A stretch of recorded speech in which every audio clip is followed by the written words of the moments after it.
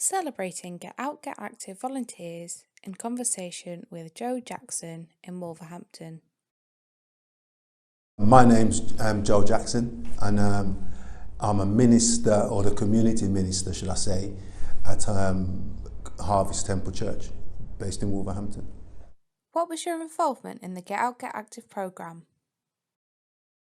My involvement with Get Out Get Active was basically to coordinate this program, this health and wellbeing program. I was able to recruit 20 people.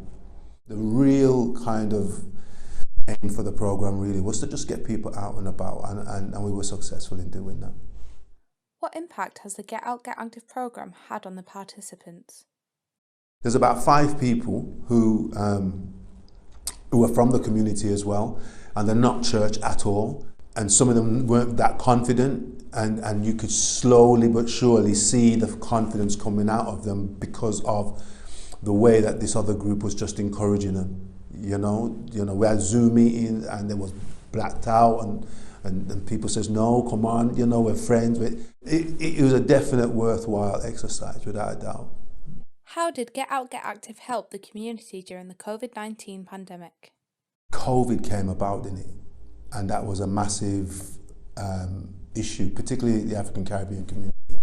And we know nationally, they talked about the BAME groups, were particularly at risk. When you hear those kind of messages, you kind of have to start thinking about what is it that you can do. It was a bit of an answer. It gave people an opportunity to think about themselves.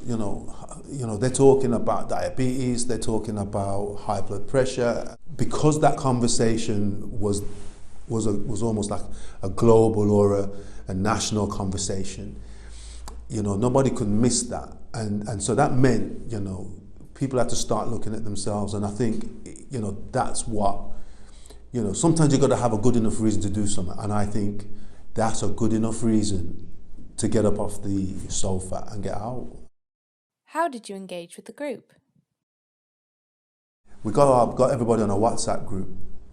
And so, if people were walking, if they were, blending or juicing and doing some different things, they would just literally just record it. And it was like a bit of and everybody used the opportunity to encourage each other. I think the WhatsApp group made it a very, very worthwhile exercise, without a doubt. How do you see the project developing? I think the way that we've kind of made it kind of create a real kind of organic approach to it. It's very natural. I've gone and done it. I wasn't doing it. Somebody sees me doing it. Oh, what are you doing? What I'm doing? I'm on this program called GOGA, and I kind of see there's a second phase, and there may well be then a third phase, and you just build it.